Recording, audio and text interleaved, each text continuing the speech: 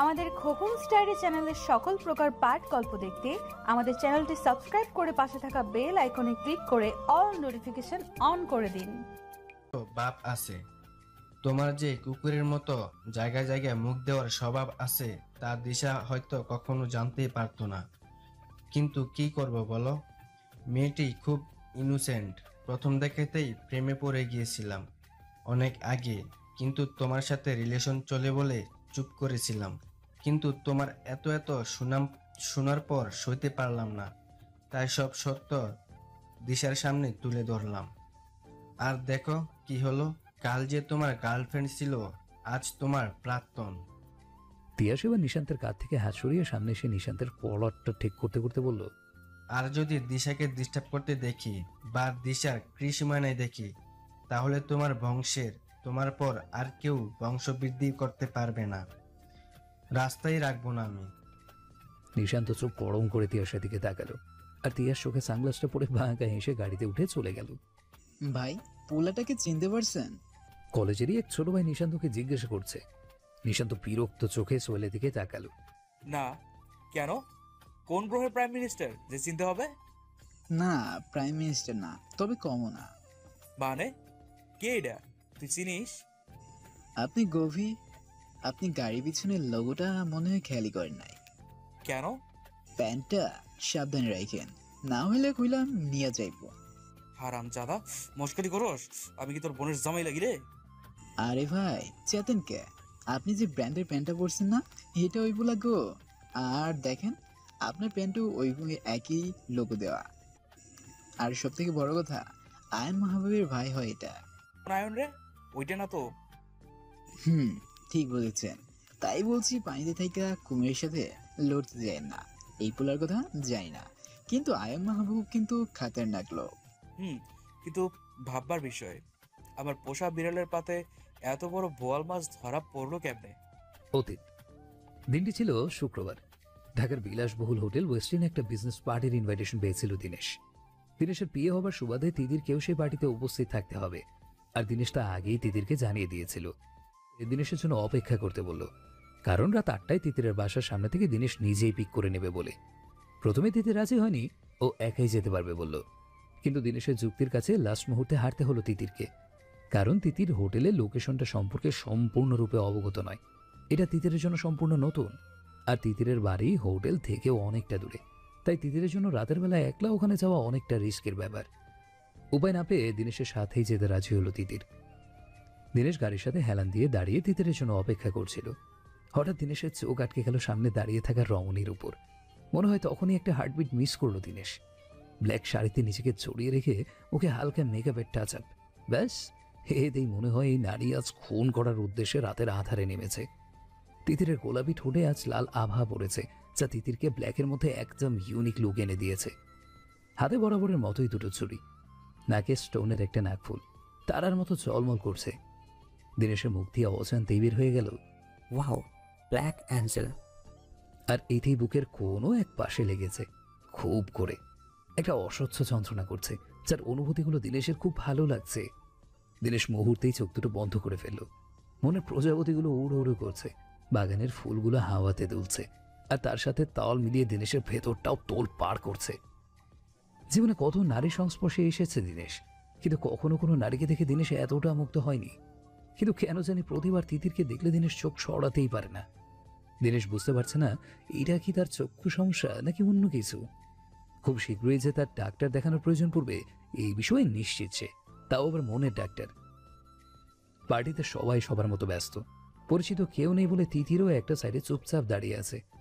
দিনেশ তার কিছু ক্লায়েন্টদের সাথে কথা বলছিল, আর চোখে তিতিরকে বারবার দেখছিল। তখনই সেখানে এন্ট্রি করেন দেশের গণ্যমান্য আরেক ব্যবসায়ী ফরওয়াদ খান। মধ্যবয়সী ভদ্রলোকটি এসেই দিনেশের সাথে হাত মিলিয়ে কুশল বিনিময় করেন। এরপর ব্যবসা সংক্রান্ত কথা বলার সময় দিনেশের চোখের দৃষ্টি বরাবর তাকায় ফরওয়াদ খান। ফরওয়াদের লোভী দৃষ্টি পড়ে যায় তিতিরের উপর, তাই দিনেশকে জিজ্ঞাসা করেই ফেলে, who is this pretty lady? কি আমার? দিনেশ বিনা সংকোচে মুচকি হেসে কথাটি বলে, তাই নাকি? ইন্টারেস্টিং। ফরওয়াদ কিছুক্ষণ ভেবে দিনেশকে একটা অফার করে, মিস্টার দিনেশ, এখন থেকে আমার কোম্পানির সব প্রজেক্ট আপনার কোম্পানি পাবে। তাই নাকি? এটা তো খুব ভালো খবর, শুনে খুশি হলাম। তবে একটা শর্ত আছে আমার। দিনেশ ভ্রুটা কিঞ্চিত কুঁচকিয়ে কি? ফারওয়াদ চোখের ইশারায় তিতিরকে দেখালো। ওকে আমার চাই। আসলে ফারওয়াদ একটা মেয়েবাজ, মেয়েদের নেশায় থাকতে বেশি পছন্দ করে। তাই তো যেখানেই কোনো সুন্দর মেয়ে দেখবে সেখানেই তার লোলুপ দৃষ্টি নিক্ষেপ করে। আর আজও তার ব্যতিক্রম হয়নি। ও নোংরা দৃষ্টি পড়ল আজ তিতিরের উপর। দিনেশ প্রথমে ব্যাপারটা বুঝতে পারল না, তাই নিঃসংকোচে জিজ্ঞাসা করলো, মানে? উফ দিনেশ, তুমিও না এতটা বোকা কেন? দেখো, আমার সব কন্ট্রাক্ট তুমিই পাবে এখন থেকে। বিনিময়ে তোমার বিয়েকে আমার বিছানায় যেতে হবে। আই হোপ তুমি বুঝতে পেরেছো বাকিটা। মুহূর্তেই দিনেশের মাথা গরম হয়ে গেল। মাথার ফোলা রগগুলোকে দু আঙুল দিয়ে চেপে ধরল। চোয়াল শক্ত করে দিনেশ ফারওয়াদকে ঠান্ডা মেজাজে বলল, বয়স তো কম হয়নি আপনার, তবুও ভীমরতি যাচ্ছে না। এই বয়সে এত উত্তেজনা কিন্তু শরীরের জন্য ভালো না, তাই কি জানেন? কখন কি হয়ে যায় বুঝতে পারবেন না। Dinesh, mind you language. আর তোমার সমস্যা কি? বিজনেসে এইসব তো চলেই। তুমি তো নতুন না এই জগতে। তাছাড়া আমি তোমার গার্লফ্রেন্ডের সাথে বেড শেয়ার করার কথা বলিনি। She is just your PA. Dinesh মুখ দিয়ে কিছু বলল না, জাস্ট বাঁকা হাসলো। আর এই হাসির রহস্য ফারওয়াদ ধরতে পারল না। পরিচিত কারো ডাকে ফারওয়াদ চলে যায় ওখানে, আর দিনেশকে ভাবতে বলে ব্যাপারটা নিয়ে। ফারওয়াদ চলে যাওয়ার পরেই দিনেশ ফোন করে আয়নকে। নাম ফারওয়াদ খান, আমি এই কোম্পানির সব ব্যাকগ্রাউন্ড জানতে চাই। আর আজকের পর থেকে এই কোম্পানির সাথে আমাদের সকল পার্টনারশিপও বাতিল। ফোনের ওপর পাশ থেকে আয়ন, কি করেছে? আমার একটা মূল্যবান জিনিসে নিজের কুদৃষ্টি দিয়েছে, যা আমার একদম পছন্দ হয়নি দোস্ত। কতদূর নিয়ে যেতে চাস বিষয়টি? আমি ফারওয়াদকে ভিখারিতে পরিণত হতে দেখতে চাই। হয়ে যাবে, just relax and enjoy your party. আয়নের সাথে কথা বলেই দিনেশ তিতিরের দিকে তাকালো, কিন্তু তিতির ওর জায়গায় ছিল না তখন। তা দেখে দিনেশ একটু চিন্তিত হয়ে খুঁজতে লাগলো তিতিরকে। তিতিরের সাথে এতক্ষণ ধরে কথা বলছিল যে মেয়েটি, তাকে জিজ্ঞেস করে জানতে পারে তিতিরের নাকি হঠাৎ করে শরীর খারাপ লাগছে, তাই ও একটু ওয়াশরুমের দিকে গিয়েছে। দিনেশও কিছু না ভেবে লেডিস ওয়াশরুমের দিকে ছুটে গেল। হঠাৎ কি হলো তিতিরের এসব ভাবতে ভাবতে। তিতির সিনের সামনে দাঁড়িয়ে আয়নের দিকে তাকিয়ে আছে অদ্ভুত ভাবে। দিনেশ তিতিরের সামনে দাঁড়িয়ে, আরে ওকে তিতির, তুমি ঠিক আছে তো? দিনেশকে দেখে তিতির কাঁদতে লাগলো। দিনেশ কিং কর্তব্য বিমূঢ় হয়ে গেল। কি হলো, কান্না করছো কেন? আপনি এত সুন্দর কেন স্যার? ছেলেদের এত সুন্দর হতে নেই জানেন না? এতে করে মেয়েদের অসভ্যের পদবি পেতে হয়। হোয়াট? এসব কি বলছো তুমি? আর এভাবে কথা? মুখ থেকে বিশ্রী ঘ্রাণ আসছে দেখে দিনেশ চুপ হয়ে যায়। তুমি ড্রিঙ্কস করেছো তিতির? তিতির মুখ দিয়ে মাথা নেড়ে না বলছে। দিনেশ যা বোঝার বুঝে গিয়েছে। তিতিরকে ওয়াশরুম থেকে বের করতে নিলে তিতির না বলে দাঁড়িয়ে যায়। আমি যাব না। কেন? আগে প্রমিস করুন কাল থেকে বোরকা পরে অফিসে আসবেন। দিনেশ এসে বলে, কেন? কারণ অফিসের সব মেয়েরা আপনার দিকে তাকিয়ে থাকে, আর তা দেখে আমার একদমই ভালো লাগে না। আপনার কাছে যাওয়ার বাহানা খুঁজে মেয়েগুলো ইচ্ছা করে আপনাকে টাচ করে। আপনার কারণে অফিসের সব মেয়েগুলো দিন দিন বেহায়া হয়ে যাচ্ছে। ওরা কেন, এই যে আমাকে দেখুন, আমিও তো আপনাকে লুকিয়ে লুকিয়ে দেখি। আপনার কারণে আমার মনটাও বেহায়া হয়ে যাচ্ছে। কিন্তু আমি জানি এসব একদম ঠিক না। তবুও আপনাকে এক পলক চোখের দেখা দেখতে নিজেকে আটকাতে পারি না। দিনেশ অবাক হয়ে তিতিরের কথা শুনে, কি বলছে মেয়েটি? কিন্তু নেশায় পড়ে যে সব সত্য বলছে এটা খুব করে বুঝতে পারছে দিনেশ। তিতিরের একদম সামনে গিয়ে, কেন লুকিয়ে লুকিয়ে দেখো আমায়? জানি না, মনে হয় প্রেমে পড়ে গিয়েছি, আপনার ভালোবেসে ফেলেছি। মিথ্যে বলছো। ওকে, প্রমাণ করে দেখো, তারপর বিশ্বাস করবো। তা না হলে মনে করবো তুমিও বাকি সব মেয়েদের মতো একটা মিথ্যেবাদী। হঠাৎ তিতিরের কি হলো কে জানে। এরা কি দিনেশের নেশায় নাকি মদের নেশায়? তিতি দিনেশের ঠোঁট দুটো নিজের ঠোঁটের সাথে চেপে ধরল। কিছুক্ষণ পর সরে যেতে নিলে দিনেশ তিতিরের কোমর ধরে নিজের সাথে একদম মিশিয়ে ফেলে, ডিপলি কিস করতে থাকে। তিতির মদের নেশায় থাকলেও দিনেশের এখন তিতিরের নেশা ধরে গিয়েছে। আরও এটাকে খুব পছন্দ করেছে। তিতি নামের এই মেয়েটি আজ থেকে ওর শুধুই ওর। সেই রাত তিতির বাসায় যাওয়ার মতো অবস্থায় ছিল না, তাই দিনেশ হোটেলের একটা রুম বুক করে। আর তিতিরও দিনে সারা রাত এক রুমেই ছিল। কিন্তু তাদের মধ্যে কিচ্ছু হয়েছিল কিনা তা শুধু দিনেশই জানে। তিতির সে সম্পর্কে মোটেও ভালোভাবে অবগত নয় বর্তমান। তাই তো দিনেশ টোপ হিসেবে কাজে লাগাচ্ছে সেই রাতটিকে, তিতির নামের জলপরিটাকে তার চালে ধরতে। ভালোবাসার মানুষটিকে পেতে হলে যা যা করার সবই করবে ও। দেখা যাক কতদিন মনের সাথে লড়তে পারে এই জলপরি। ফোনে কথা বলতে বলতে আয়নের চোখ পড়ল প্রিয়র উপর। ব্যালকনিতে দাঁড়িয়ে এক দৃষ্টিতে বাইরে তাকিয়ে আছে মেয়েটি। হয়তো কিছু ভাবছে। আয়নের মনটা উদাসীন হয়ে পড়ে। আয়ন চায়, মন থেকে চায় সব ঠিক হয়ে যায়, প্রিয়র মুখের হাসিটি আবার যেন ফিরে আসে, কিন্তু বারবার ব্যর্থ হতে হয়। কেন যে সব ঠিক করতে গিয়ে আবার প্রিয়কে কষ্ট দিয়ে ফেলে আয়ন নিজেও জানে না। কি করবে আয়ন বুঝতে পারছে না। ওরও মন চায় সাধারণ কাপলদের মতো চলতে, হাসি খুশি বাকি জীবনটা পার করতে প্রিয়র সাথে, কিন্তু সুখ যেন তার চির শত্রু, ধরা দিতে গিয়েও ধরা পড়ে না। আয়ন এসব ভাবতে ভাবতে প্রিয়র দিকে এগিয়ে গেল। প্রিয় দৃষ্টির সাথে তাল মিলিয়ে নিজের দৃষ্টিও সামনে নিক্ষেপ করলো। দূর থেকে দেখা যাচ্ছে সামনের ঝিলে কিছু নতুন কবতী একে অপরের হাত ধরে নৌকায় ঘুরে বেড়াচ্ছে। আয়ন বুঝতে পারছে প্রিয়র হয়তো ওদের দেখে কিছুটা মন খারাপ লাগছে। প্রিয়র মন অন্যদিকে ঘোরাবার জন্য, জানিস এই ঝিলে অনেক মাছও আছে, আর অনেকে নাকি এখানে শুধু মাছ ধরতে আসে। প্রিয় তখনও চুপ। আয়ন আবার বলে, এখানে কি দাঁড়িয়ে থাকবি? বাইরে চল, পুরো রিসর্টটা আরো সুন্দর, দেখলেই মন ভরে যাবে, চল। আয়ন প্রিয়র হাতটা ধরে। তোমার ভালো লাগছে না মানে তুমিই যাও, আমাকে একটু একা ছেড়ে দাও। প্রিয় আয়নের কাছ থেকে নিজের হাতটি ছুটিয়ে বলল। আয়নের এখন রাগ উঠছে, ভীষণ রাগ। এই মেয়েটির কি আমার প্রতি কোনো মায়া হয় না? সব কাজকর্ম ফেলে ওকে নিয়ে এখানে এসে পড়েছি, অথচ এর কোনো মূল্যই নেই ওর কাছে। আয়ন কিছু বলতে নেবে ঠিক সেই সময় দরজায় কেউ টোকা দেয়। আয়ন প্রিয় থেকে একবার তাকিয়ে চলে যায় দরজা খুলতে।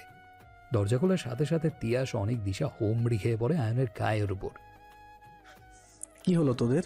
দরজায় কি ওইভাবে দাঁড়ায়?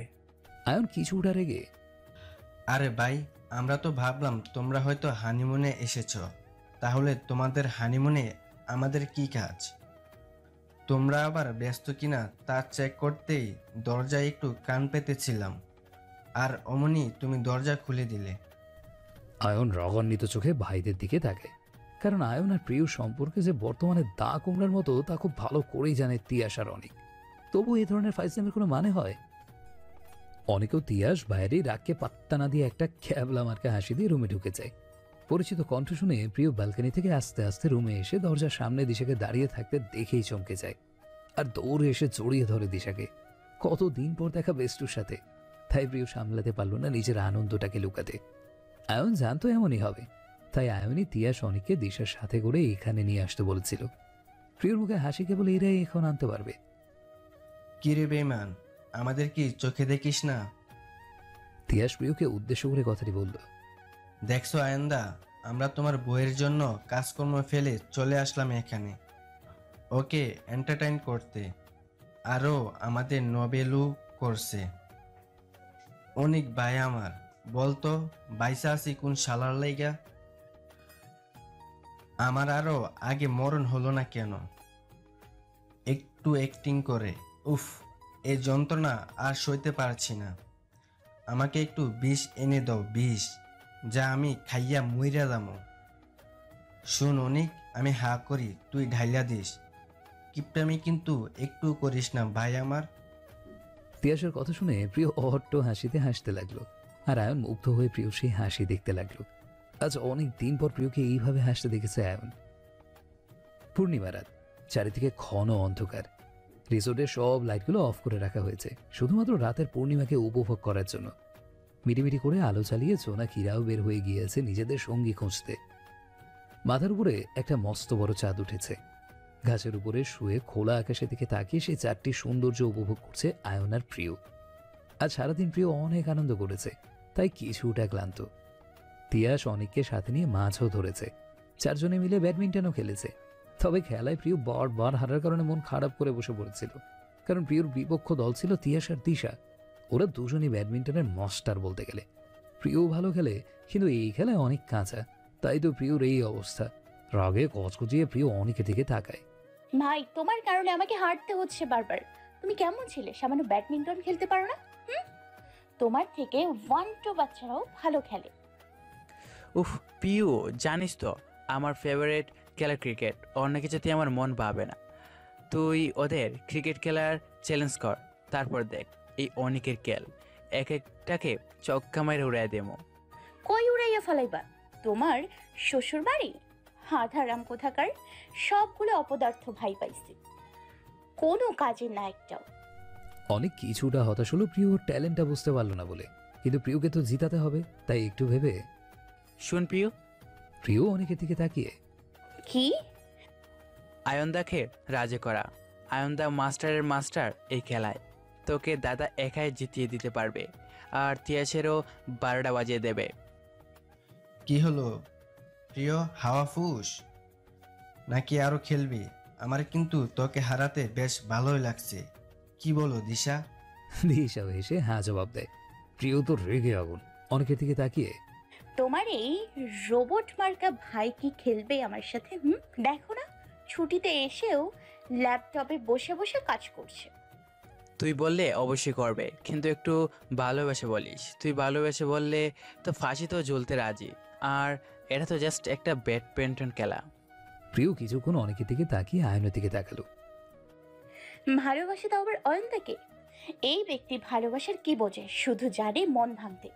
কিন্তু এখন জেতাটাই হচ্ছে ফরজ কাজ, তাই বলতে তো হবেই এই খবিসটাকে। আর কোনো উপায় নেই। প্রিয়, তোর বিপদে পড়লে গাধাটাকে বন্ধু বানাতে হয়। প্রিয় গিয়ে দাঁড়িয়ে আছে আয়নের সামনে প্রায় 5 মিনিট ধরে, কিন্তু কাজ পাগল আয়নের সেদিকে কোনো খবরই নেই। তাই প্রিয় নিজের উপস্থিতি জানান দিতে খুব খুব করে কাশি দিল। আয়ন প্রিয়র দিকে না তাকিয়ে পানির বোতলটা এগিয়ে দিল। প্রিয়র মেজাজ বিগড়ে গেল। আমার পানি লাগবে না অয়ন্দা, আমার তখন একটু তোমাকে লাগবে। প্রিয় একদম কাছে এসে আয়নের হাতটি পরম যত্নে নিজের হাতের মুঠোতে নিয়ে কথাটি মিষ্টি করে বলল, ঠিক যেন আগের প্রিয় যেভাবে আবদার করতো আয়নের কাছে। আয়ন চোখের সানগ্লাসটা খুলে এবার প্রিয়র দিকে তাকালো। একটু মুচকি হেসে এক হাত প্রিয়র গালে রেখে বলল, আমি তো পুরোটাই তোর, তাহলে একটু কেন নিবি? নিবি যখন পুরোটাই এনে, আমি মাইন্ড করবো না। আর আমি তোর মতো নির্দয় না। অয়ন্দা মজা করো না, সত্যি বলছি। আয়ন নিজের হাসিটা আরো একটু প্রশস্ত করে বলল, আমিও মজা করছি না শোনা, আমিও সত্যি কথাই বলছি। আয়নের ইশারা বুঝতে পেরে প্রিয় একটু লজ্জা পেল, আর ইতস্তত হয়ে আয়নের হাতটি ছেড়ে দিয়ে নিচের দিকে তাকিয়ে রইল। হয়তো প্রিয়র মাঝেও অল্প হলেও অনুভূতি হওয়া বইছে।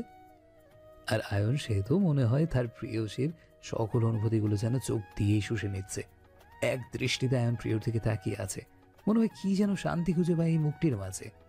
আয়ন জানে না কেন, শুধু জানে ওর খুব ভালো লেগেছে এই মুহূর্তে। যদি সময়কে বন্দি করেছে তো তাহলে হয়তো আয়ন বন্দি করে ফেলতো এই মুহূর্তকে, এই সময়কে আর এই লজ্জাবতী প্রিয়কে। সে প্রিয় আয়নকে ব্যাডমিন্টন খেলতে মানিয়ে নিয়েছিল, তবে এতে করে আয়নও একটা শর্ত ছিল, জিতলে আয়ন যা চাইবে প্রিয়কে তাই দিতে হবে। প্রথমে প্রিয় ভয় পেয়েছিল আয়নের শর্তে, পরে আয়ন আশ্বাস দিল ও লিমিট ক্রস করবে এমন কিছুই চাইবে না। তাই প্রিয় রাজি হয়ে যায়। তিয়াস ও দিশাকে নাকের পানিতে ডুবিয়ে ছাড়ছে আয়ন ও প্রিয় আজ। লাস্ট মুহূর্তে তিয়াস নিরাশ হয়ে খেলাই ছেড়ে দিল, আর প্রিয় জিতে গেল। ও এত খুশি ছিল যে আয়নকে আচানক জড়িয়ে ধরল। আয়ন এসব এই সময় মোটেও আশা করেনি, তাও আবার প্রিয়র থেকে। আয়নের ঘেমে যাওয়া শরীরটি প্রিয়র ঘরমাক্ত শরীরের সাথে একদম লেপটে গেল। আয়নকে দিশাহারা করতে প্রিয় শরীরের একটু স্পর্শই যথেষ্ট ছিল, আর সেখানে প্রিয়র সমস্ত ভার এখন আয়নের উপর। আয়ন সত্যি বুঝতে পারছে না কি করবে। আসলে প্রিয় নিজেও বুঝতে পারেনি ও কি করেছে। ঘটনাটা আচানকই হয়, ও নিজের এক্সাইটমেন্ট ধরে রাখতে পারছিল না। এদিক দিয়ে তিয়াস আর অনেক একে অপরকে চোখ টিপ মারল, তার মানে তাদের প্ল্যান সাকসেসফুল হয়েছে। প্রিয় স্বাভাবিক হচ্ছে। প্রিয় যতটা স্বাভাবিক হবে আয়নের প্রিয়কে পেতে ততই সহজ হবে, যেমন আজ হলো। ভাইয়ের মুখে তৃপ্তিময় হাসি বলে দিচ্ছে ভাইয়ের মনের কথা, আর ভাইয়ের এই হাসির জন্য সব কিছুই করতে রাজি ওরা। চাঁদের বাতির কসম দিয়া ভালোবাসলি, সূর্যের আলোয় ঝলমলায়া আমায় পোড়াইলি। চাঁদের বাতির কসম দিয়া ভালোবাসলি, সূর্যের আলোয় ঝলমলায়া আমায় পোড়াইলি। এখন তো চাঁদ চিনে না, আমারে সূর্যও চিনে না। চিনবো কেমনে যে চিনাইব, সেও তো চিনে না। এখন তো চাঁদ চিনে না, আমারে সূর্য চিনে না। চিনবো কেমনে যে চিনাইব, সেও তো চিনে না। চাঁদের বাতির কসম দিয়া ভালোবাসলি, সূর্যের আলোয় ঝলমলায়া আমায় পোড়াইলি। চাঁদের বাতির কসম দিয়া ভালোবাসলি, সূর্যের আলোয় ঝলমলায়া আমায় পোড়াইলি।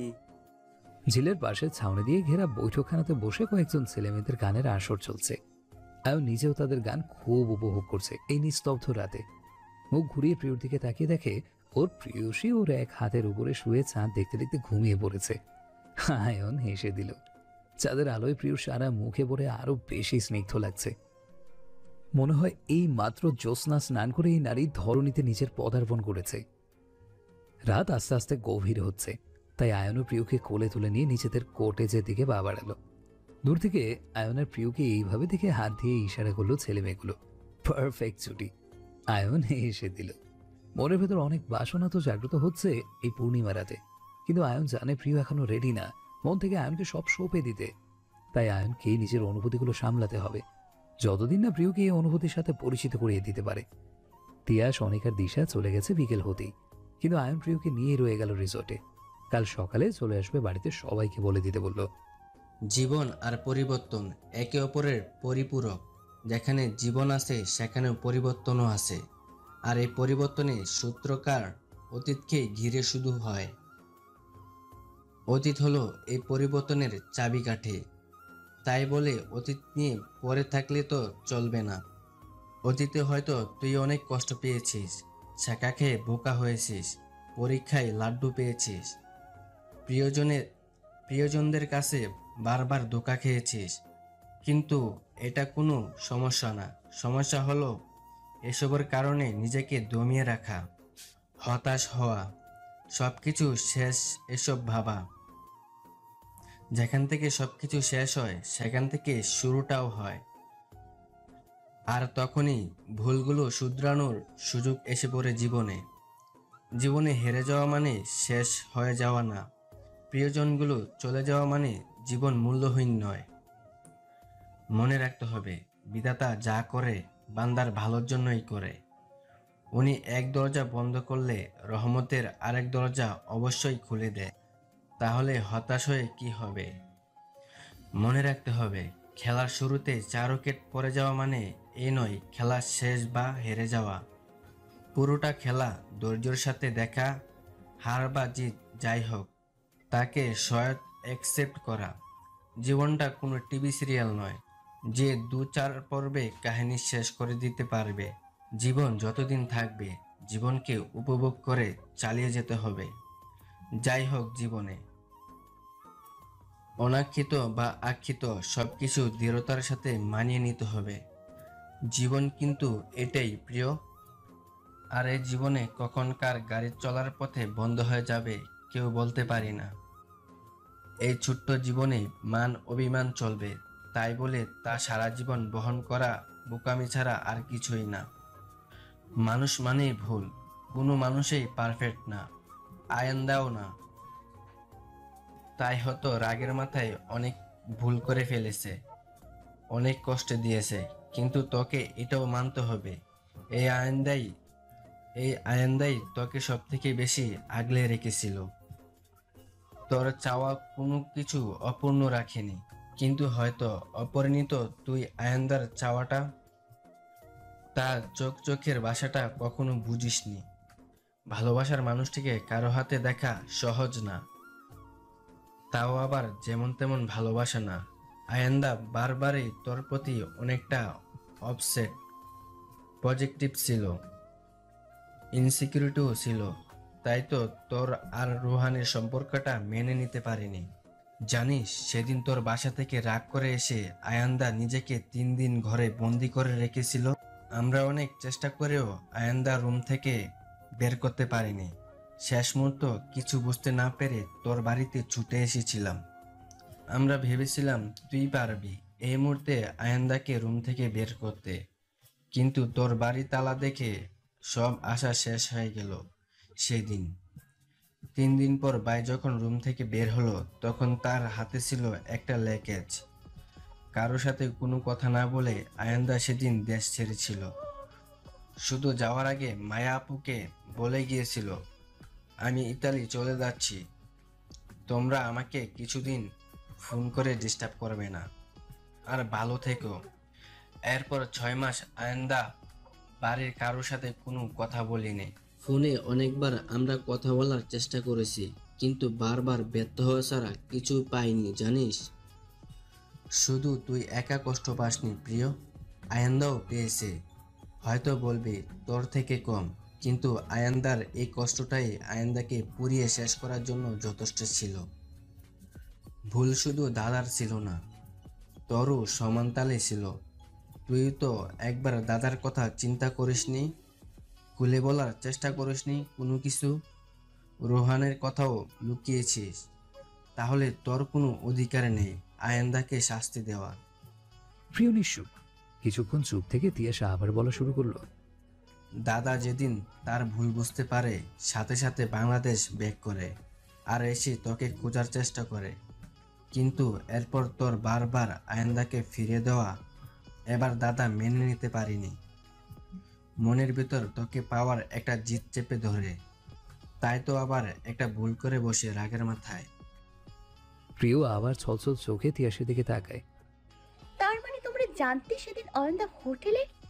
প্রিয়কে আর কিচ্ছু বলতে না দিয়ে, না, আমরা আগে জানতাম না, পরে জেনেছি। সেটা যেভাবেই হোক, তাই তো অবস্থা বুঝে মায়াদিকে সেদিন আমরাই নিয়ে গেছিলাম। কিন্তু আমি এসব ভুলতে পারি না ভাই। প্রিয়র কান্না এসে গেল, গলাটা ধরে গেল। ভুলতে না পারলে এগোবে কিভাবে? সারা জীবন সম্পর্কটাকে এভাবে ঝুলিয়ে রাখবি? প্রিয় বোন আমার, সময় মরীচিকার মতো, সঠিক সময় সঠিক কাজ না করলে পরে পস্তাতে হবে। কিন্তু অয়নদা যা করেছে সেটা গুনাহ, আমাকে অপবিত্র করেছে। জানি, কিন্তু সে আয়েন্দাই তোদের সম্পর্কটাকে পবিত্র নাম দিয়েছে। আমি আয়েন্দার হয়ে সাফাই করছি না।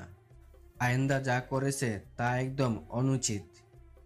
কিন্তু প্রিয়, অনুতপ্ত হয়ে ক্ষমা চাইলে তো স্বয়ং আল্লাহ তাআলা ক্ষমা করে দেয়। তাহলে তুই কেন পারবি না, যেহেতু আয়েন্দা এখন অনুতপ্ত? প্রিয় কিছুটা বিস্মিত হয়ে তিয়াসের দিকে তাকিয়ে আছে। দাদাকে মাফ করে দে, নিজেদের সম্পর্কটাকে আরেকটা সুযোগ করে দে। দাদাকে একবার আপন করে নে।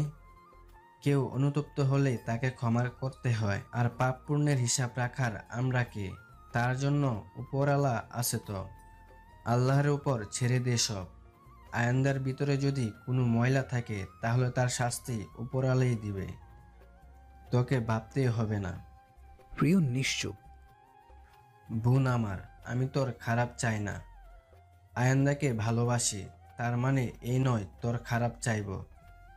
তুই শুধু এক কদম বাড়া, আয়েন্দা নিজেই তোকে কাছে টেনে নেবে। তোর জন্য আয়েন্দার ভিতরে ছটফটানি আমরা দেখেছি প্রিয়। দয়া কর আমার ভাইটার উপর, মাফ করে দে। প্রিয় উত্তরে কিছুই বলল না। হঠাৎ দাঁড়িয়ে ঝিলটির আরো একটু কাছে চলে গেল। তিয়াসও প্রিয় ঝিলের পাশে বসে এতক্ষণ কথা বলছিল। নিজের জীবনের এতটুকু বয়সে এত কিছু ঘটে যাওয়ায় প্রিয় কোনো সিদ্ধান্ত মন থেকে নিতে পারে না এখন। অনেকটা দ্বিধায় ভুগছে প্রিয়। হঠাৎ কারো হাসি শব্দে প্রিয় পেছন ঘুরে তাকায়, আর তখনই প্রিয় চোখ পড়ে লম্বা এবং সুবিশাল বডির অধিকারী সুদর্শন পুরুষ আয়নের দিকে। প্রিয় যেন হঠাৎ থমকে যায়, নিজেই মনে মনে বলে ওঠে, নিঃসন্দেহে অয়নদা একজন সুদর্শন পুরুষ। না জানি কত মেয়ের রাতের ঘুম কেড়ে নিয়েছে এই ছেলেটি। আর এই হাজার মেয়েদের গ্রাস শুধু আমাকে ভালোবাসে, শুধু ভালোবাসে না, আমাকে কোনো রাজ্যের রাজকুমারীর মতো ট্রিট করে সর্বদা। প্রিয়র মুখের উদাসীনতা মুহূর্তেই কেটে গেল এসব ভেবেই। প্রিয়র মুখে এক চিলতে হাসি এসে পড়ে। আসলে কিছুক্ষণ পর তিয়াস অনিকট দিশা চলে যাবে।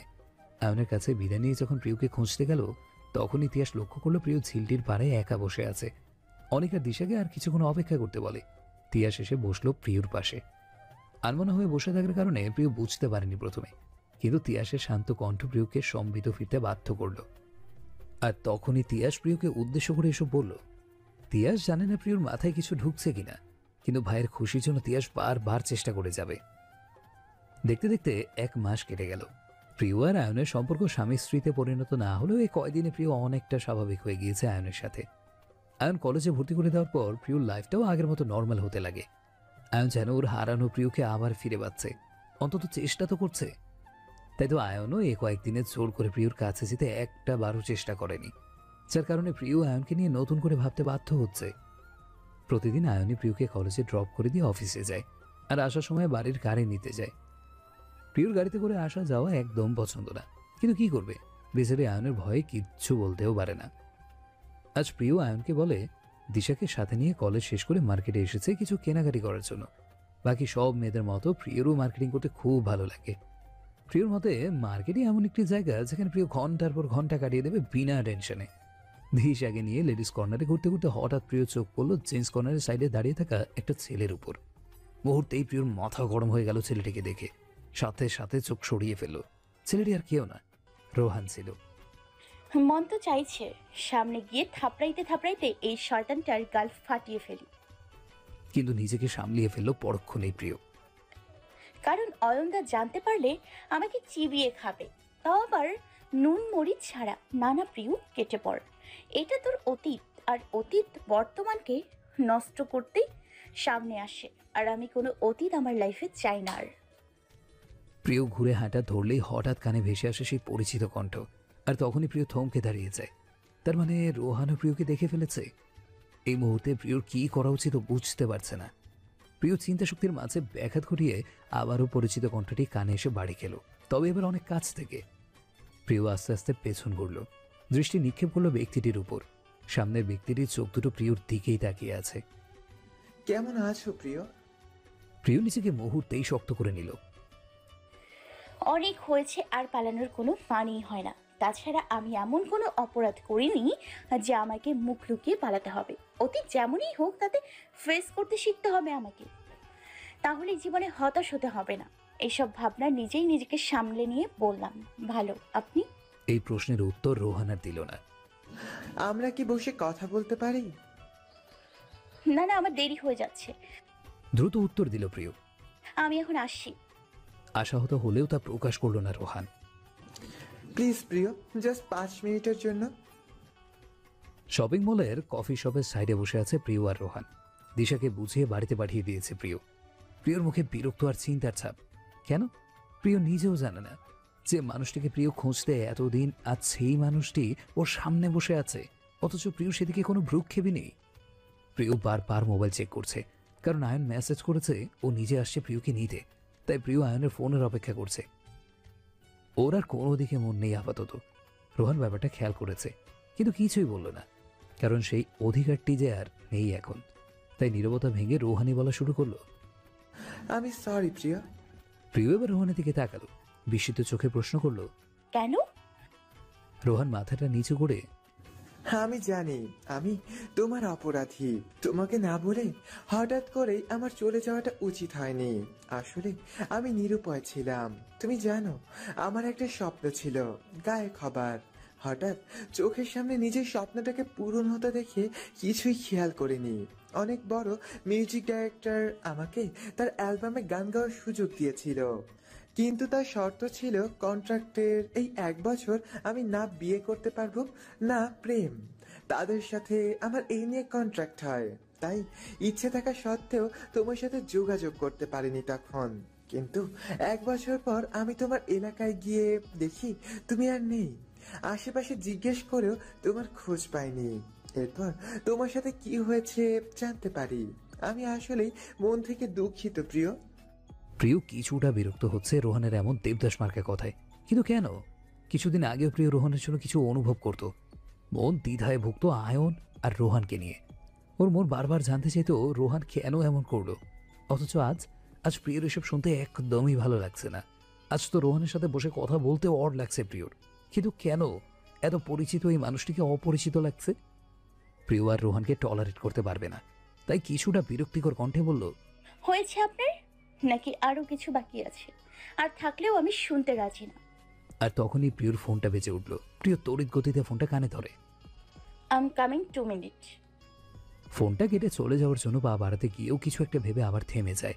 পেছনে ঘুরে রোহানকে উদ্দেশ্য করে বলে, ইউনো রোহান, আপনি একটা স্বার্থপর বেঈমান। ভালোই হয়েছে আপনার আমার সম্পর্ক আগে বাড়িয়ে হলে ভবিষ্যতে নিজের স্বার্থের জন্য আপনি আমার সাথে যে আর কি কি করতেন তা ভাবতেও ভয় লাগে। কিন্তু এখন আর আমার এসব নিয়ে কিছু যায় আসে না। তবে আমার সাথে অন্যায় করার মূল্য আপনি একদিন পাবেন, খুব করে পাবেন। আমি সেটা দেখার অপেক্ষায় থাকবো।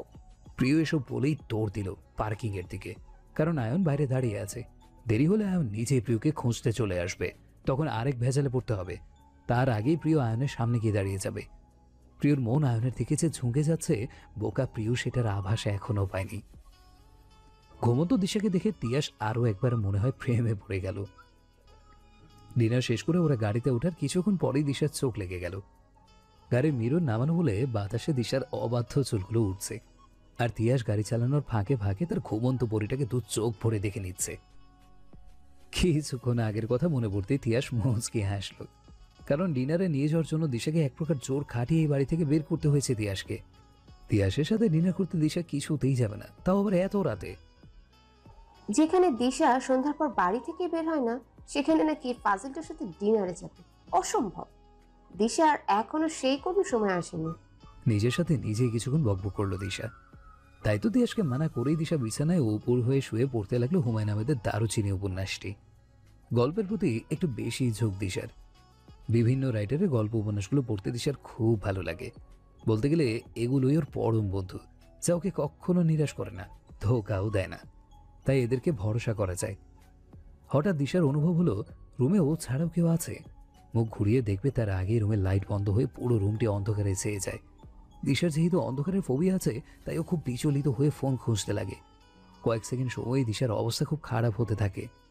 হালকা ঠান্ডা আবহাওয়া সত্ত্বেও দিশা ঘামছে। ফোন না পেয়ে দিশা দরজা থেকে ছুটতে গেল, কিন্তু দরজা খোলার আগে একজোড়া হাত দিশাকে ধরে ফেললো। মুহূর্তে দিশা ভীষণ ভয় পেয়ে গেল, হাতটা দ্রুত বিট করতে লাগলো, যা কিছুটা অস্বাভাবিক। দিশা চিৎকার দেওয়ার শক্তিটাও যেন হারিয়ে ফেলেছে। মনে মনে আল্লাহকে স্মরণ করে সামনের ব্যক্তিটিকে নিজের মধ্যে বাঁচিয়ে থাকা সামান্য শক্তি দিয়ে আঘাত করতে লাগলো। কিন্তু হঠাৎ কিছু জ্বলে উঠল।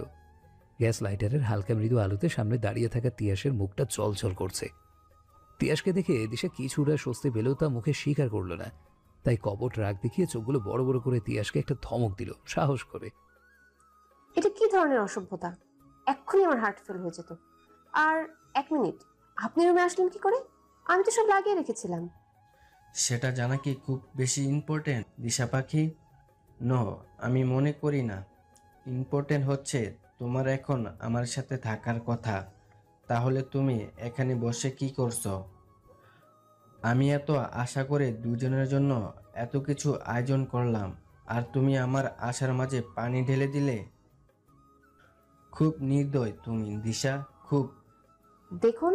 দেখছি তো, এই দেখো আমি এখনো তোমার দিকে তাকিয়ে আছি। উফ, দিশা কিছুটা বিরক্ত হয়ে, কেন বুঝতে পারছেন না? আমার দ্বারা আর প্রেম হবে না। একবার করেই স্বাদ মিটে গেছে, আর চাই না আমার। ওইটা প্রেম ছিল না দিশা পাখি, ওইটা জাস্ট তোমার আবেগ ছিল। বাচ্চাকালে এমন আবেগ অনেকেই নিজেকে জড়িয়ে ফেলে, তাই এটাকে সিরিয়াস নেওয়ার কোনো প্রয়োজন নেই। দিশাকে টেনে নিজের কাছে এনে তিয়াস। প্রেম কি তা আমি তোমাকে বুঝাবো। প্রেমের অমিত স্বাদ আমি তোমাকে গুলিয়ে গুলিয়ে একটু একটু করে খাওয়াবো, আর তখন তুমি নেশায় পড়ে যাবে। তিয়াস আরো একটু কাছে এসে দিশার কানে ফিসফিসিয়ে, এই তিয়াসের নেশায়, আর এই তিয়াসের নেশায় যখন মাথায় চড়বে না পাখি, তখন মাথা হ্যাং হয়ে যাবে। তখন না পারবে ছাড়তে, না পারবে ভুলতে, না চাইতেও ভালোবেসে ফেলবে তখন। দিশা শুকনো একটা ঢোকিল। এক অদ্ভুত অনুভূতি ছুঁয়ে দিয়ে গেল পুরো শরীরে, যা দিশা আগে কখনো পায়নি, নিশান্তের সাথে থেকেও না। তাহলে তিয়াসের কাছে আসে এমন লাগছে কেন? দিশা নিজের ফিলিংসটা সম্পূর্ণ লুকানোর চেষ্টা করে কাঁপা কাঁপা কণ্ঠে বলল, না না, নো চান্স। সেটা দেখা যাবে সময় হলে। এখন রেডি হয়ে নাও তাড়াতাড়ি, আমাদের যেতে হবে। তিয়াস লাইটটা ততক্ষণে জ্বালিয়ে দিল। দিশা এখনো ঠায় হয়ে দাঁড়িয়ে আছে। দিশাকে এইভাবে দাঁড়িয়ে থাকতে দেখে, কি হলো, যাও। আপনার উদ্দেশ্যটা কি বলুন তো? আপনি আমাকে ভালোবাসেন বা আমার উপর ক্রাশ খেয়ে বসে আছেন, এই কথাটা মানতে পারছি না। দিশা নির্বিকারে প্রশ্নটি করলো, কারণ নিজের মনের কনফিউজ দূর করতে ওর। কেন কেন মানতে পারছো না? এই শ্যামবর্ণ চশমা পরা মেয়েটির মাঝে আপনি কি দেখলেন যা এত বছরে নিশান্তের চোখেও পড়েনি? শুধু নিশান্ত কেন, অন্য কোনো ছেলের চোখেও পড়েনি। জানেন, আমার জন্য মা বিয়ের সম্বন্ধ দেখছে, কিন্তু আমার ছবি দেখেই অনেকে মুখের উপর বলে দিয়েছে তাদের কালো মেয়ে চলবে না। তাহলে আপনি কেন নিজের টাইম নষ্ট করছেন? নাকি নিশান্তের মতো ভাবছেন কিছুদিন টাইম পাস করে ফেলে দিবেন? দিশার কথায় তিয়াসের কিছুটা রাগ হলো তা প্রকাশ করলো না, কারণ তিয়াসের অবস্থা বুঝে ব্যবস্থা নেওয়া ব্যক্তিদের মধ্যেই পড়ে, যেখানে সেখানে রাগ দেখিয়ে নিজের ক্ষতি করতে মোটেও ইচ্ছুক না। আর দিশার মনের অবস্থাটা খুব ভালো করেই বুঝতে পারছে, তাই দিশাকে রাগ দেখিয়ে না, বোঝানো প্রয়োজন। কৃষ্ণকলি, আমি তোরে বলি, কালো তারে বলে গায়ের লোক। মেঘলা দিনে দেখেছিলাম মাঠে, কালো মেয়ের কালো হরিণ চোখ। তিয়াস মুখটা নিচু করে রবীন্দ্রনাথ ঠাকুরের লেখা কৃষ্ণকলি কবিতার 4টি লাইন বলে দিশাকে উদ্দেশ্য করে আবার দিশার কাছে এসে, আমার কাছে গায়ের চামড়া কোনো ম্যাটার করে না দিশা। যদি করতো তাহলে বিদেশে গিয়ে কোনো ধলা মেয়ের সাথে প্রেম করতাম। আমি তোমার এই শ্যামলের মায়া পড়ে গিয়েছি। তোমার কাজল কালো আখি দুটোর মাঝে হারিয়ে ফেলেছি নিজেকে। তাই তো তোমাকে ছাড়া আর কাউকে ভালোই লাগে না। কি করব বলো, আমি যে তোমার প্রেমে পড়ে গিয়েছি, তাও আবার গভীরভাবে। নিস্তব্ধ একটি রাত, চারিদিক ঘন অন্ধকারে ছেয়ে গিয়েছে রাতের শহরটি।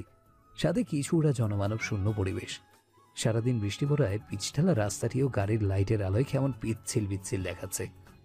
হালকা ঠান্ডা বাতাস চলতে গাড়ির জানলা দিয়ে এসে শরীরটাকে কেমন শীতল স্পর্শ করছে। আর বাতাসের এই স্পর্শ শরীরের সাথে মনটাকেও চাঙ্গা করে দিতে যথেষ্ট। তবে এসব কিছু উপেক্ষা করে তিয়াসের স্থির দৃষ্টি এখন সামনে দাঁড়ানো সাদা মাইক্রোটির দিকে। মাঝ রাস্তায় ওদের গাড়ি ওভারটেক করে থামানোর সাথে সাথে তিয়াসের সন্দেহ হয় অবস্থা যে ভালো না। তাই দেরি না করে তিয়াস সাথে সাথে গাড়ির জানলার গ্লাসগুলো বন্ধ করে গাড়ির ভেতরে লাইটটাও নিভিয়ে দিল। আর চোখে একবার দিশা কেউ দেখে নিল মেরি এখনো ঘুমিয়ে আছে। দ্রুত পকেট থেকে ফোন বের করে কাউকে কল করে নিজের অবস্থার কথা জানিয়ে দিল। আর এখন নিজেও অপেক্ষা করছে পরবর্তী কি হয় তা দেখার জন্য। তিয়াস একবার ভেবেছিল গাড়িটি পেছনে ব্যাক করবে, কিন্তু এতে একটা সমস্যা ছিল। ওদের সাথে রিভলভার আছে কিনা তিয়াসের জানা নেই। আর তিয়াসকে পেছনে ব্যাক করতে দেখে যদি ওরা এলো পাতারে গুলি ছোড়ে তাহলে হয়তো কিছু একটা অ্যাক্সিডেন্ট হয়ে যাবে। তাই তিয়াস এই অপশনটা বাদ দিল আপাতত। ওটা অনেকটা রিস্কি ওদের জন্য। মিনিমাম 10 মিনিট লড়াই করে বেঁচে থাকতে পারলেই হবে, এরপর ব্যাকআপ এসে পড়বে ওদের বাঁচাতে। তিয়াস বসে আছে ওর টয়োটা এলিয়েন গাড়িটিতে। কিছুক্ষণ পর সামনের গাড়ি থেকে প্রায় 7-8 জন মুখোশধারী লোক নেমে দাঁড়ালো। সত্যি বলতে তিয়াস কিছুটা ভয় পাচ্ছে, তবে নিজের জন্য না, দিশার জন্য। তিয়াস ভাবছে ওরা সর্বোচ্চ আমাকে মেরে ফেলতে পারবে, কিন্তু দিশার সাথে উল্টাপাল্টা কিছু করার চান্স বেশি আছে। তাই তিয়াস একটু টেনসড। তবে তার সামনে লোকদের সামনে প্রকাশ করলো না, নিজেকে যথাসম্ভব অব্যক্ত করলো। কিছুক্ষণ পর একটা লোক এসে গাড়ির আয়নায় একটি কাগজ ধরলো। তিয়াস লক্ষ্য করলো কাগজটিতে কিছু লেখা আছে। চুপচাপ গাড়ি থেকে নেমে পড়ো, আমরা মেয়েটিকে হার্ম করতে চাই না, কিন্তু তুমি আমাদের কথা না শুনলে তোমার সাথের মেয়েটির অবস্থাও খুব খারাপ হবে। আর বুঝতেই পারছো আমরা কি করতে পারি, তাহলে বলো কি চাও। কাগজটি পড়ে তিয়াস একবার দিশার দিকে তাকালো। কি নিষ্পাপ মুখখানি, মেয়েটি এ রাতে বের হতে চায়নি, আমি বরং জোর করে নিয়ে এসেছি। এখন আমার কারণে ওর সাথে কিছু হলে এই অপরাধ বোধ আমাকে কুরে কুরে খাবে সারা জীবন। আমি নিজেকে কখনো মাফ করতে পারবো না। তাই তিয়াস সিদ্ধান্ত নিল ও একাই গাড়ি থেকে বের হবে। নিজে যা হবার হোক, তবু দিশার এক চুল পরিমাণও ক্ষতি হতে দেবে না। সিট বেল্টটা খুলে তিয়াস গাড়ি থেকে বের হয়ে গাড়িটি লক করে দিল, যাতে দিশার ঘুম ভাঙলেও বাইরে বের হতে না পারে। তিয়াস দাঁড়িয়ে আছে মুখোশধারী লোকগুলোর সামনে। নিজের ভয়কে সাইডে রেখে নির্বিকারে প্রশ্ন করেই ফেলল, কি চাই তোমাদের? মুখোশধারী থেকে একজন সামনে এসে, তোর লাশ। তিয়াস মুখে কিছুটা হাসি টেনে, তাই নাকি? খুব ভালো কথা, কিন্তু তার আগে এটা তো বলো ভাই, কে পাঠিয়েছে তোমাদের আর কত টাকা দিয়েছে? সেটা তুই জেনে কি করবি? তোর আজ মৃত্যু নিশ্চিত, এটা শেষ কথা। আরে ভাই, এত হাইপার হচ্ছে কেন? দেখো, তোমাদের সাথে আমার কোনো পার্সোনাল দুশ্মনী নেই, তাহলে তোমাদের নিশ্চয় আমাকে মারার কোনো কারণই নেই, শুধু একটা কারণ ছাড়া, আর সেটা হলো টাকা। কত টাকায় আমার জীবনটা কিনতে হবে সেটা বলো। ওই আজাইরে পেঁচাল পড়াবি না। আমরা একবার কথা দিলে কাজ না করে পিছুপা হই না, আর বেইমানিও করি না। এই কথা বলে লোকগুলো এগিয়ে এলো তিয়াসকে মারতে। তাদের এক একজনের হাতে কিছু না কিছু ছিল যা তিয়াসকে আঘাত করার জন্য যথেষ্ট ছিল। কোনো কিছুর শব্দে দিশার ঘুম ভেঙে যায়, আর চৌকিতে চোখ খুলতেই সামনে তাকাতেই দিশা তিয়াস বলে একটা চিৎকার করে। সোফাতে শরীরটা কিছুটা এলিয়ে পাগুলো সামনে টি টেবিলে তুলে কোলের উপরে ল্যাপটপটা রেখে খুব মনোযোগ দিয়ে কিছু ইমেল চেক করছে আয়ন। চেহারাতে গম্ভীরতা আর একটু টেন্সড লাগছে। কিছুক্ষণ পর পর নিচে 2 আঙুল দিয়ে মাথাটাও চেপে ধরছে। প্রিয় বিছানায় বসে আইসক্রিম খেতে খেতে আর চোখে বারবার আয়নকে পর্যবেক্ষণ করছে। কিছু একটা বলতে মনটা উসকুস করছে ওর, কিন্তু আয়নকে দেখে মনে হয় কোনো একটা বিষয় নিয়ে রেগে আছে বা টেন্সড, কিন্তু এই দুটোর মধ্যে কোনটা ঠিক প্রিয়তা বুঝতে পারছে না। প্রিয় আজকে রোহনের সাথে দেখা হওয়ার কথা শেয়ার করতে চায় আয়নের সাথে, কারণ আয়ন যদি পরে জানতে পারে তাহলে খুব রাগ করবে, সাথে কষ্টও পাবে। প্রিয় ওদের মধ্যে আর কোনো কনফিউশন বা সন্দেহ চায় না, তাই নিজের জড়তা কাটিয়ে সাহস করে আয়নকে ধীর কণ্ঠে ডাক দিল। অয়নদা।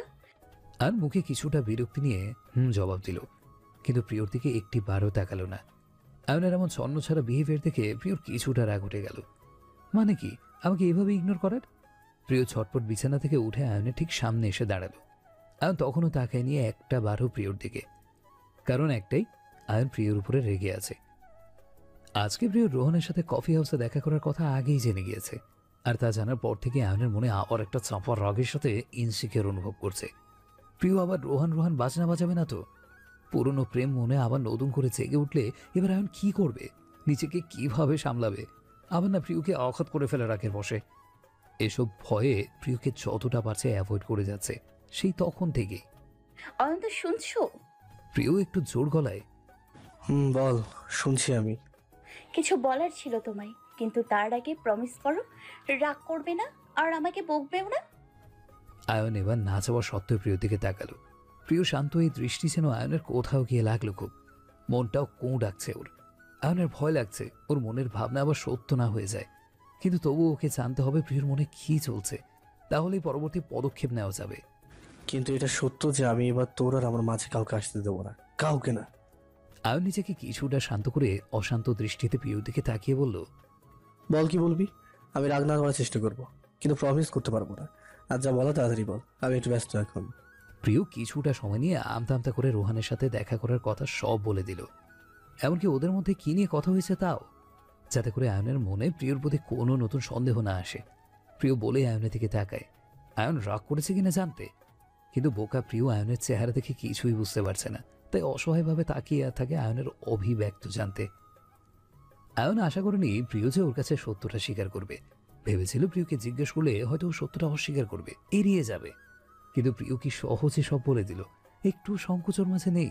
তার মানে কি ও আবার আমাকে ভরসা করতে শুরু করে দিয়েছে, আবার আগের মতো সব শেয়ার করছে। আয়নের বিষণ্ণতা ঘেরা মনটা মুহূর্তেই ভালো হয়ে গেল। আয়ন ভেতরে ভেতরে খুশি হলেও তা মুখে প্রকাশ করলো না, তাই প্রিয়কে কিছু না বলে কোল থেকে ল্যাপটপটা রেখে প্রিয়র হাতের ইশারায় সামনে আসতে বলল। এবার প্রিয় ভয় পেয়ে যায়, ভাবে আয়ন আর সত্যি ওকে মনে হয় মার দেবে। প্রিয় এক পা পিছিয়ে মাথা নাড়ে, তার মানে ও আয়নের কাছে আসতে চায় না এখন। প্রিয় একটু ভীত মুখে স্পষ্ট করে বলে, দেখো অয়নদা, আমি সত্যি বলছি, আমি জানতাম না ওখানে রুহান থাকবে। এটা জাস্ট একটা কোইন্সিডেন্ট, ব্যাস। আমার মনে হলো তোমাকে এটা বলার প্রয়োজন, তাই বলছি। কিন্তু প্রিয়কে চুপ থাকতে বলে চোখের ইশারায় আবার ইশারা করে নিচের কাছে আসতে। এবার প্রিয় সাহস করে ধীর পায়ে আস্তে আস্তে আয়নের কাছে আসতেই আয়ন এক টান দিয়ে প্রিয়কে নিচের কোলে বসিয়ে নেয়। এবার বলো, কি যে বলছিস? আমি কি বলছি? আর তুমি আমাকে এভাবে টানলে, ছাড়ো আমায়। আরে বাহ, আমি প্রিয়র কোমরটা শক্ততে জড়িয়ে গেলাম। ছোট বাচ্চাদের তো কোলেই রাখতে হয়, জানিস না? আর আমি তো তোকে সেই ছোট্টবেলা থেকে কোলে পিঠে মানুষ করে এত বড় করলাম, তাহলে আমার নজরে তো এখনো তুই সেই ছোট্ট প্রিয় যে আমার সামনে হাফ প্যান্ট পরে ঘুরতো। ছি অয়নদা, তুমি আসলে একটা নির্লজ্জ লোক। কি সব বলছো? আর ছাড়ো আমায়, তোমার সাথে কোনো কথা নেই। প্রিয় আয়ন থেকে ছাড়া পাওয়ার জন্য চেষ্টা করছে। আয়ন প্রিয়কে আরো একটু শক্ত করে ধরে। তুই কি বলছিস? আমি তোর সাথে এই মুহূর্তে নির্লজ্জের কি করেছি? তোকে কি আমি চিমটি দিয়েছি নাকি চুমু দিয়েছি? তবে প্রথমটা দিতেই পারি, কিন্তু দ্বিতীয়টা ওরা দিব কি করে? তুই তো বাচ্চা একটা মেয়ে, তাই না? এক কাজ করি, কাল অফিস থেকে আসার সময় আমাকে ফোন করে মনে করিয়ে দিস, আমি একটা ফিডার নিয়ে আসবো তোর জন্য, ঠিক আছে লিটল গার্ল? প্রিয় ভীষণ রেগে গেল। ওকে বারবার বাচ্চা বলে কি বোঝাতে চাইছে আয়নদা? ও কিচ্ছু বোঝে না, একদম না। ও সব বোঝে, কিন্তু সেটা প্রকাশ করে না। তাই রেগে হাতের কাছের কুশনটা দিয়ে আয়নকে মারতে লাগলো সমানে। খারাপ অয়নদা, বাজে অয়নদা। কি বললে আমি বাচ্চা? কোন দিক দিয়ে বাচ্চা? চোখে দেখো না, কানালো বলে আয়নকে মারতে থাকে। হাসতে হাসতে হঠাৎ আয়ন প্রিয়র হাত দুটো চেপে ধরে আর সুযোগ পেয়ে আরো একটু কাছে টেনে আনে। এতে করে আয়নের গরম নিঃশ্বাস প্রিয়র মুখের উপরে আছড়ে পড়ে। প্রিয় বিস্ময় দৃষ্টিতে আয়নের চোখের দিকে তাকাতে কেমন খোর লাগে প্রিয়র। কেন জানি আয়নের দৃষ্টিকে উপেক্ষা করে দৃষ্টি সরাতেই পারছে না প্রিয়। আয়নের কঠোর দৃষ্টি হয়তো প্রিয়কে অনুমতিই দিচ্ছে না। আয়ন একদম ওর মুখটা প্রিয়র মুখের সামনে এনে বলল, হ্যাঁ, তো বাচ্চাই তো, তাই তোমার অনুভূতিগুলোর সাথে খেলা করতে মজা লাগে তোর। আমার ভালোবাসাকে উপেক্ষা করে দূরে ঢেলে দিস বারবার। আমার চাওয়াটা দেখেও না দেখার ভান করিস। আমাকে কষ্ট দিতে খুব ভালো লাগে তোর। আমার মনের ভেতরে ছটফটানিতে তুই খুব আনন্দের সাথে উপভোগ করিস। খুব মজা লাগে তাই না আমাকে কষ্ট পেতে দেখে? সব বুঝিস তবুও সারাক্ষণ অবুঝের মতো থাকিস। তুই কি মনে করিস আমি কিছুই বুঝি না? তুই বাচ্চা হতে পারিস কিন্তু আমি না। প্রিয় কিছুটা ভীত কণ্ঠে বলে, এমন কোনো কিছুই না, তুমি ভুল বুঝছো। তাই নাকি? তাহলে আজও আমি ভুল? আর কথা বলতে পারল না। আয়নের ফোনটা হঠাৎ বেজে উঠল। আয়ন আর চোখে মোবাইলের স্ক্রিনে তাকিয়ে দেখলো নামটি কার। নামটি দেখার সাথে সাথে আয়ন ফোনটি রিসিভ করলো। ফোনটি কানে রেখেই বলল, 10 মিনিট, জাস্ট 10 মিনিট ওয়েট কর, আই এম কামিং। সাথে সাথে প্রিয়কে কোল থেকে নামিয়ে দিয়ে আলমারি থেকে নিজের পার্সোনাল রিভলভারটি বের করে নিল। রুম থেকে বের হতে নিলে প্রিয়র সামনে এসে দাঁড়ায়। তুমি এই সময় এটা নিয়ে কোথায় যাচ্ছ? আয়ন খেয়াল করলো প্রিয়র মুখে আয়নের জন্য চিন্তার ছাপ। তা দেখে অদ্ভুত একটা সুখ লাগলো আজ আয়নের মনে। প্রিয়র গালে এক হাত রেখে, একটু কাজ আছে শোনা, আমি তাড়াতাড়ি এসে পড়বো। এটা বলে আয়ন প্রিয়কে পাশ কাটিয়ে বের হতে নিলে প্রিয় আয়নের এক হাত ধরে ফেলে। আয়ন পেছনে ঘুরে একটু হাসি দিয়ে, আমি একা যাচ্ছি না, অনেক, রবিন আর আমার সাথে আমার গার্ডসরাও আছে, চিন্তা করিস না। কিন্তু এখন আমাকে আর্জেন্ট এক জায়গায় যেতে হবে। প্রিয়র মন মানছিল না, তবু হাতটি ছেড়ে দিল। কিন্তু ওর মন কিছুতেই সায় দিচ্ছিল না আয়নকে এইভাবে ছাড়তে আজ কেন জানি। আয়ন প্রিয়র অস্থিরতা বুঝতে পেরে প্রিয়র কপালে একটি স্নেহময় আদর দিয়ে চলে গেল। হসপিটালের করিডোরে বসে আছে আয়নের পুরো পরিবার। প্রিয় চুপচাপ বসে আছে আর বারবার অপারেশন রুমে লাল লাইটের দিকে তাকাচ্ছে। পাশে বসা দিশা ছিঁচ কাঁদুনির মতো কেঁদে যাচ্ছে, যা দেখে প্রিয়র আরো বেশি বিরক্ত লাগছে। কিছু বলতেও পারছে না, কারণ প্রিয় এখন কিছু বললেই এই মেয়ের কাঁদার কথি আরো বাড়বে। তার থেকে ভালো চুপ থাকা। এদিক দিয়ে মোহিনী বেগম ছেলের দুঃখ কাতর কি হবে সে তো বারবার দিশার থেকে সন্দেহের নজরে তাকিয়ে এই কুল পাচ্ছে না। কারণ দিশার এভাবে মরা কান্নার কারণ কি? আর সব থেকে বড় কথা, কার জন্য কাঁদছে? আর এত রাতে এই মেয়ে এখানে কি করছে? এসব হাজারো ভাবনায় নিজেকে ব্যস্ত করে রাখছে উনি। তখনই হসপিটালের একজন নার্স এসে সবাইকে উদ্দেশ্য করে বলল, মিস্টার তিয়াস এখন ঠিক আছে, ওনার ইনজুরিগুলো তেমন মারাত্মক নয়, আপনারা চাইলে ওনার সাথে দেখা করতে পারেন। নার্সের বলতে দেরি মোহিনী বেগম আর সারা তাৎক্ষণিক কেবিনের ভেতরে চলে গেল তিয়াসের সাথে দেখা করতে, সাথে আয়নের বাবা মাও। অনেক দিশাকে ইশারা করলো ভেতরে যাওয়ার জন্য। দিশা একবার প্রিয়র দিকে তাকালো, কারণ প্রিয়কে এই অবস্থায় একা ছেড়ে কিভাবে যাবে। প্রিয় ব্যাপারটা বুঝতে পারে, তাই দিশাকে উদ্দেশ্য করে বলে, আমি ঠিক আছি দিশা, তোর তিয়াস ভাইয়ের কাছে যাওয়ার প্রয়োজন এখন। ভাইয়া তোকে দেখতে না পেয়ে হাইপার হয়ে যাবে, যা তুই। প্রিয় অপারেশন থিয়েটারের দিকে তাকিয়ে এই কথাগুলো বলল। দেয়ালে পিঠে হেলান দিয়ে বসলো প্রিয়। চোখ দুটো বন্ধ করার সাথে সাথে বেয়ে পড়লো কিছু না আনজানা অনুভূতির নোনা জল, যা অনেক কষ্টে এতক্ষণ আটকে রেখেছিল প্রিয়। বুকের ভেতরে অস্বাভাবিক ব্যথা করছে, নিঃশ্বাসটা নিতে কষ্ট হচ্ছে। মনে মনে নিজেই কয়েকবার বিড়বিড় করে বলল, অয়ন্দা ঠিক আছে, কিছু হবে না। মনার মস্তিষ্কের অসীম যুদ্ধে প্রিয় তার নিজের অব্যক্ত অনুভূতিগুলোকে খেয়ালই করছে না। ওর মন কাঁদছে, চিনচিন ব্যথা করছে, তাও আবার কার জন্য? আয়ন। সেই আয়ন যে আয়নকে প্রিয় ঘৃণা করে, পালিয়ে যেতে চায় সবসময়। আজ সেই আয়নের জন্যই প্রিয় বিচলিত হয়ে পড়েছে। প্রিয় নিজেও জানে না ও কখন এই ঘৃণা করা ব্যক্তিটির প্রেমে পড়ে গিয়েছে। হয়তো কিছুক্ষণ আগের কথা, তিয়াসের উপর মুখোশধারী লোকগুলো হামলা করে। তিয়াসও যথাসম্ভব প্রতিরোধ করার চেষ্টা করে, কিন্তু বলে না, একজন হলেও চলে, তবে 7-8 জন লোকের সাথে পারাটা এত সহজ না। আর তিয়াস তো কোনো ফিল্মের হিরো না যে একসাথে সবাইকে হিট বরাং করে দেবে। তিয়াস অনেকটা ঘায়ল হয়ে পড়েছে। আর তখন দিশাও গাড়িতে বসেই চিৎকার করতে থাকে তিয়াসের এমন অবস্থা দেখে। কিছুক্ষণ পরেই আয়ন, অনিক আর রবিন এসে পড়ে ওদের গার্ড সহ। লোক আসতে দেখে একজন মুখোশধারী দূর থেকেই তিয়াসের উপরে গুলি চালালে আয়ন দ্রুত গিয়ে তিয়াসকে ধাক্কা দিয়ে সরিয়ে ফেলে। আর তখনই গুলিটি গিয়ে লাগে আয়নের ডান হাতে। আয়নকে আহত হতে দেখে আয়নের গার্ডরা এলো পাতারে গুলি চালায় মুখোশধারীদের লক্ষ্য করে। আয়নও মাটিতে বসে পড়ে। অনেক গিয়ে দৌড়ে আয়নকে ধরে। এরপর গার্ডরা আয়ন আর তিয়াসকে ধরে গাড়িতে বসিয়ে গাড়ি স্টার্ট দেয় হসপিটালের উদ্দেশ্যে। রাস্তা থাকা অবস্থায় পরিবারের সবাইকে ইনফর্ম করে দেওয়া হয়। এদিক দিয়ে রবিন নিকটস্থ থানায় ইনফর্ম করে দেয় ব্যাপারটা। যেহেতু অনেক মুখোশধারী গুলিতে মারা গিয়েছে, রবিন চালাকির সাথে কেসটা পুরো উল্টিয়ে দেয় যে এরা আয়ন মাহবুবকে মারতে এসেছিল, তাই পালা আক্রমণে গার্ডদের হাতে মারা যায়। এই ঘটনায় মিস্টার আয়নও গুলিবদ্ধ হয়ে আহত হয়েছে। তা না হলে একটু ঝামেলা হতো এসব নিয়ে। রবিন সব কৌশলে সব ঝামেলা দূর করে ফেলে। প্রিয়সহ পরিবারের সবাই খবর পেয়েই হসপিটালে চলে আসে। আর তখন থেকেই প্রিয় অপারেশন থিয়েটারের দিকে স্থির দৃষ্টিতে তাকিয়ে আছে। অপারেশন থিয়েটারের লাল বাতিটি নিভে গেল। ডাক্তার বেরিয়ে এসে প্রিয়কে উদ্দেশ্য করে বলল, মিসেস মাহবুব। ডাক্তারের গলা শুনে প্রিয় চৌকিতে তাকালো আর সাথে সাথে ডাক্তারের সামনে গিয়ে দাঁড়ালো আয়নের অবস্থা জানতে।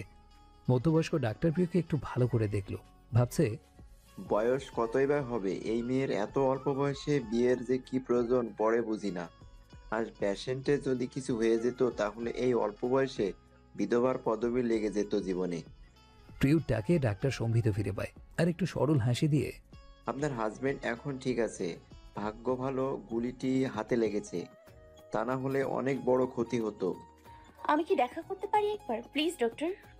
এখন না, আমরা আগে তাকে কেবিনে শিফট করব, তখন দেখতে পারবেন। প্রিয়র সাথে কথা বলেই ডাক্তার চলে গেল, হয়তো অন্য কোনো রোগী দেখতে। ঝিরিঝিরি করে অবিরাম বৃষ্টি পড়ছে বাহিরে, মাঝে মাঝে বাতাস খেপে উঠে বিশাল উঁচু তলার দালানগুলোকে আঘাত করছে। প্রকৃতি যেন নারাজ আজ। বিদ্যুৎ চমকানোর মাধ্যমে নিজের ছঙ্কা জানিয়ে দিয়ে যাচ্ছে পরিবেশকে। আর এই বর্ষণ রাতেই আয়ন অনেকক্ষণ অজ্ঞান থাকার পর বেশ রাতে আয়নের জ্ঞান ফিরে এলো। চোখ খুলে মাথার উপরে সাদা সিলিং ফ্যানের উপরে দৃষ্টি পড়ল সর্বপ্রথমে। এরপর চোখটি সরিয়ে চারপাশে চোখ বুলে একবার পর্যবেক্ষণ করে জেনে নিল ও কোথায় আছে বর্তমানে। একটু নড়াচড়া করতে গিয়ে বুঝতে পারলো ডান হাতে গুলি লাগার কারণে হাতটি নাড়াতে পারছে না। হাতটিতে ব্যান্ডেজ করা। ঘড়ির কাঁটায় রাত 3:10 বেডের বাসার সিটে আয়নের বাম হাতটি কেউ জড়িয়ে ধরে ঘুমিয়ে আছে। আয়ন প্রথমে একটু অবাক হলেও পরক্ষণে বুঝতে পারলো খেয়ে এসে।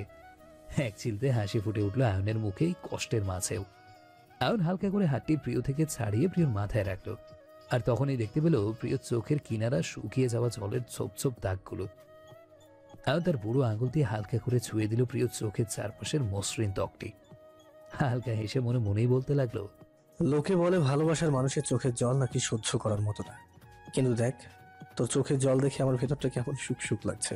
তার মানে কি আমি কি আসলে অদ্ভুত প্রেমিক, যে প্রেমিকা জলে নিজের সুখ খুঁজে পায়? অনেক কিছুক্ষণ পরপরই দু ভাইয়ের রুম চেক করছে। টিয়া সুস্থ, তাই ওকে নিয়ে টেনশন নেই, আর ওর সাথে সারাও আছে। কিন্তু আয়নের জ্ঞান ফিরেছে কিনা তাই চেক করতে আসে একটু পরপর, আর এখনো এসেছে। আয়নের জ্ঞান ফিরেছে কিনা দেখতে। আয়নকে সুস্থ দেখে অনেক খুশিতে কিছুটা প্যানিক হয়ে পড়ে। অয়নদা, তুমি ঠিক আছে তো? কিছু লাগবে তোমার? দাঁড়াও, আমি এখনই ডক্টরকে ইনফর্ম করে আসছি, ওয়েট। আয়ন অনেকের এমন বাচ্চামো স্বভাবে কিছুটা বিরক্ত হয়ে একটা হালকা ধমক দিল। যেমন মিছে মিছে বাচ্চাদের শান্ত করতে, ঠিক তেমনি। অনেক, আমি ঠিক আছি, এত উত্তেজিত হওয়ার কিছুই নেই, রিল্যাক্স। তৎক্ষণিক অনেকের কাছে তিয়াস কেমন আছে তাও জানতে চাইল আয়ন। ও ঠিক আছে দাদা, তুমি এসব চিন্তা করো না। আর রবিন অধিকটাও সামলিয়ে নিয়েছে, তাই ডোন্ট ওয়ারি। আয়ন কিছুটা রাগ দেখিয়ে, ওকে এখানে থাকতে কেন বলেছিস? প্রিয়কে দেখিয়ে অনেককে প্রশ্ন করলো। জানিস না ওর ঘুম খুব ভারী, আর হসপিটালগুলো এখন নিরাপদ না। ঘুমের মধ্যে কোনো অঘটন ঘটে গেলেও তো কিছু বুঝতেই পারবে না এই মেয়ে। আমি জানি দাদা, তাই তো কিছুক্ষণ পর পর চেক করে যাই সব ঠিক আছে কিনা।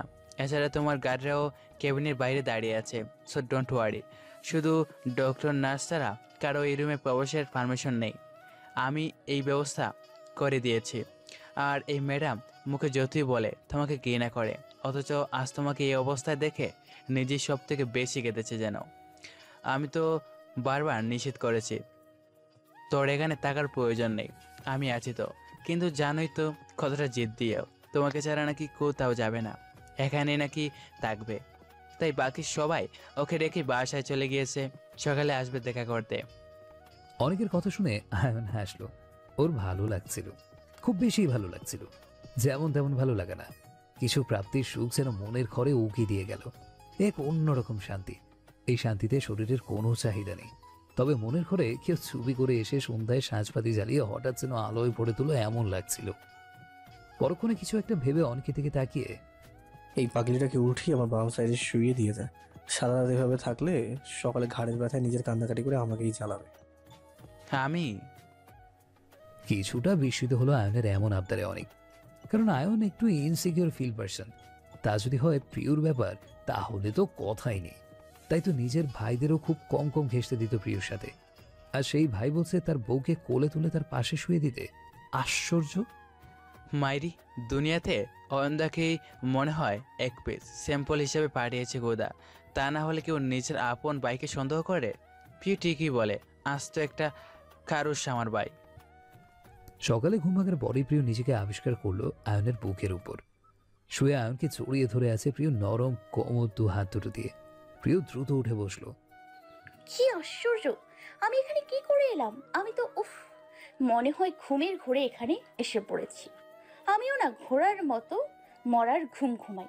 অয়নদা উঠে আমাকে এভাবে দেখলে কি ভাবতো? হয়তো বলতো, ছি প্রিয়, তুই এতটা নির্লজ্জ, অসুস্থ ব্যক্তিকেও ছাড় দিস না।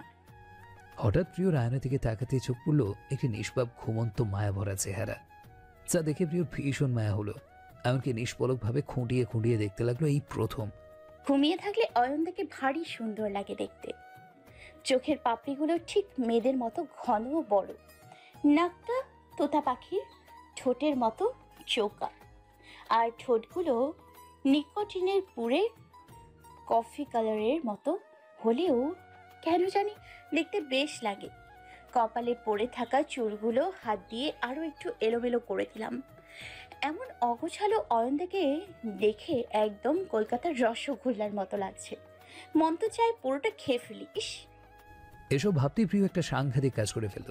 ঠুক করে আয়নের কপালের নিচে ঠোঁটটা ছুঁয়ে দিল, আর নিজের এহেন কাণ্ডে প্রিয় নিজেই লজ্জায় লল নীল হয়ে গেল। আমি ইহা কেমনে করিলাম? আমার ধারা এমন কেমনে হলো? হে খোদা, আমি কি এই ছেলের রূপের জলে ফেসে যাচ্ছি? No no no no no, এত তাড়াতাড়ি হলে কেমনে হবে? এই খারুসটা আমাকে অনেক জ্বালিয়েছে। কাল রাতেও এই মহান ব্যক্তির জন্য কান্নার সাগরে কতবার ডুব দিয়ে আসলাম। কিছুক্ষণের জন্য মনে হলো এই অতল সাগরের হয়তো আমি নিজেও তলিয়ে যাব। আর এই সাহেবকে দেখো কতটা শান্তিতে ঘুমিয়ে আছে এখন। অন্যের ঘুম হারাম করার ওস্তাদ, ফাজিল লোক কোথাকার। দরজার শব্দে প্রিয় সম্বিত ফিরে আস্তে করে বেড থেকে নেমে দরজা খুলতে যায়। তাকিয়ে দেখে একটি অল্প বয়সী নার্স দাঁড়িয়ে আছে, মুখে তার মুচকি হাসি। প্রিয় তার এই হাসির কারণ বুঝতে পারল না, তবে নার্সকে উদ্দেশ্য করে বলল, আসুন না, দরজা খোলাই ছিল। নার্স মুখে মিষ্টি হাসি লাগিয়ে রেখেই বলল, আমি জানি দরজাটা খোলা ছিল। আসলে ডক্টরের রাউন্ডের সময় হয়ে গিয়েছে, যে কোনো সময় এই রুমেও এসে পড়বে। কিন্তু কাল রাতে যখন আমি চেক করতে এসেছিলাম স্যারের জ্ঞান ফিরেছে কিনা, তখন আপনাকে স্যারের পাশে শুয়ে থাকতে দেখলাম। স্যারও আপনাকে পরম যত্নে এক হাতেই জড়িয়ে রেখেছিল যাতে আপনি পড়ে না যান। আমি কিছু বলতে নিলেই তখন স্যার আমাকে চোখের ইশারায় আস্তে কথা বলতে বললেন, যাতে আপনার ঘুম নষ্ট না হয়। আর এটাও স্ট্রেটলিভাবে বলে দিয়েছেন আপনি ঘুম থেকে ওঠার আগে কোনো মেল ডক্টর যাতে রুমে না আসে। তাই আমি দেখতে এসেছি আপনি ঘুম থেকে উঠেছেন কিনা। একটা সত্য কথা বলি, আপনি অনেক ভাগ্যবান। এমন ভালোবাসার কেয়ার আগে কখনো দেখিনি। আমি এই হসপিটালে এমনও দেখেছি অসুস্থ স্ত্রীকে দেখতে স্বামী একবারও আসেনি, আর সেখানে আপনার স্বামী নিজের কথা ভাববার আগে আপনার সুবিধা অসুবিধাগুলো খেয়াল করেছে। আমি দোয়া করব আপনাদের দুজনের জন্য, সুখে থাকুন। নার্স চলে গেল, আর প্রিয় আয়নের দিকে তাকিয়ে ভাবতে লাগলো, মানুষটিকে যতটা খারাপ ভাবতাম ততটাও খারাপ না। হয়তো পরিস্থিতি আর সময়টাই আমাদের সম্পর্কটাকে নষ্ট করে দিয়েছে, কিন্তু মানুষটি তো আগেরই।